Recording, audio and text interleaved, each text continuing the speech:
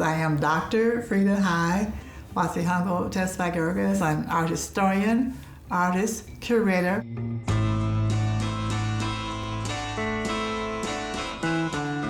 Think about how you recognize people with masks.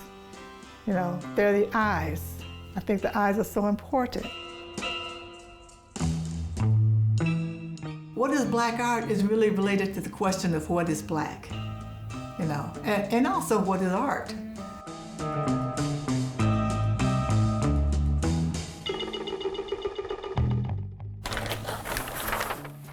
I had begun doing research on African American art history as a senior at Northern Illinois University, and I had classes with lectures on white male artists, and toward the end of the course I asked my professor, when will we get to the black artists? And he said, oh, there are none. And I was, you know, quite shocked and by that answer, but after the class ended, I went up to talk to him, and he was quite confident that there were none, you know, mainly because he's reading in art history and he's not finding them in the art history textbooks. My education then was right in the heart of the Black Arts movement, student teaching and also interacting with the artists, interviewing the artists.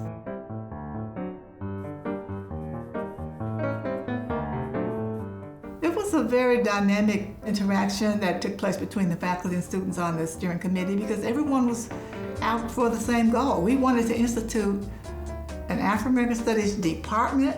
We were adamant that there should be an art history component, and the faculty listened to us. I was really hired to teach African American art history.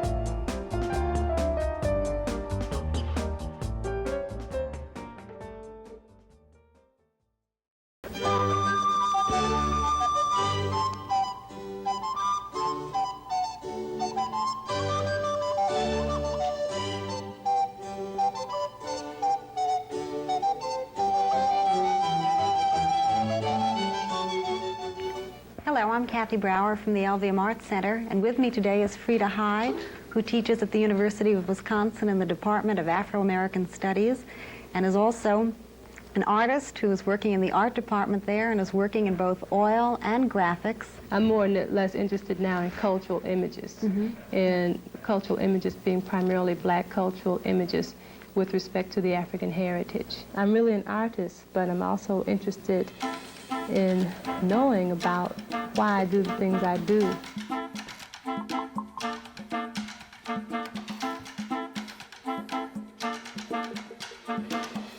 Start with a sketch here in which I'm capturing the expression of a young man.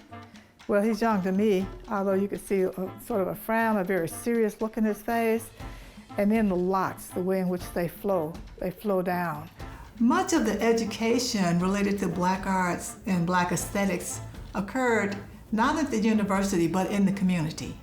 And so it was so important that the students went into the studios of the artists and went into black institutions where black artists were actually teaching and creating art.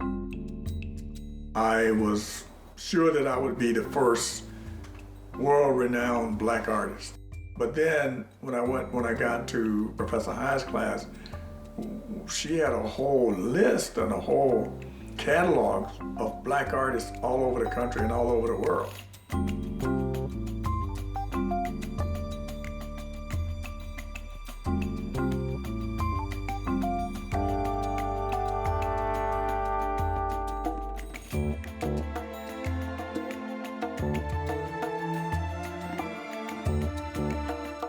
Professor Hai was a very positive experience for me at the University of Wisconsin. And that went all the way through all of my career at the university.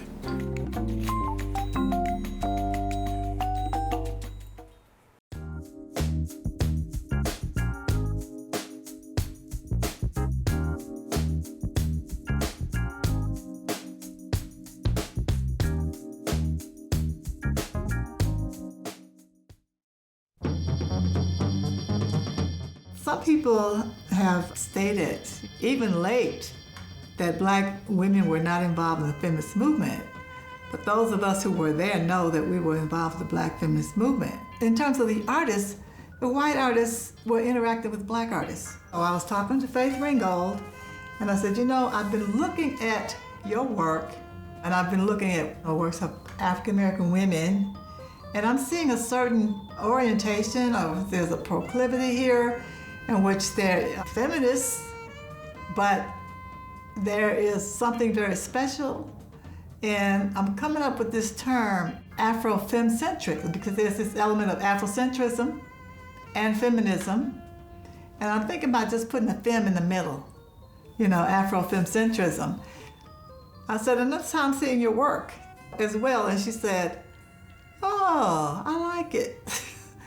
But it's interesting that I'm thinking about women in general, and then Faith Ringgold in particular, and not all African American artists were involved in black feminist work.